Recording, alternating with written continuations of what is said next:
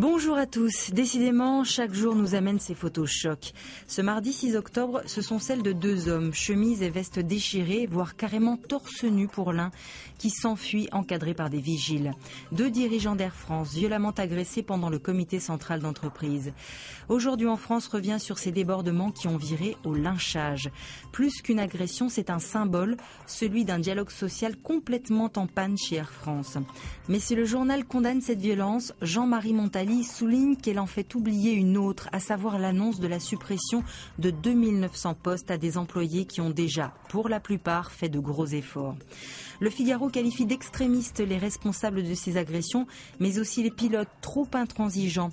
Pour Gaëtan de Capelle, ce dérapage incontrôlé et l'affaire Air France résume le blocage social français où l'intransigeance obtuse de certains conduit à léguer un fardeau aux générations futures. Au niveau des inondations, on lègue parfois des situations propices au drame. Que peut-on faire pour les éviter? En plus des alertes météo et des questions d'urbanisation, la Croix se demande s'il n'est pas nécessaire d'éduquer la population. Car le nombre de victimes prises au piège dans leur voiture, alors qu'elles pensaient pouvoir sauver leur véhicule, est effarant. Il faut remédier à cette insouciance face au risque d'être emporté par les flots avec des campagnes de sensibilisation, voire avec des séances dans des simulateurs, propose le quotidien, qui rappelle à quel point les gens surestiment leur capacité de résistance à l'eau. L'actualité, c'est aussi cet anniversaire, celui de la sécurité sociale. Créée en octobre 1945, elle fête ce mardi ses 70 ans. Jamais, écrit Les Échos, on a été aussi près de réaliser l'objectif initial des 3 U, universalité des droits, unité du régime, uniformité des prestations. Reste que l'institution doit se réformer tant les déficits sont devenus récurrents.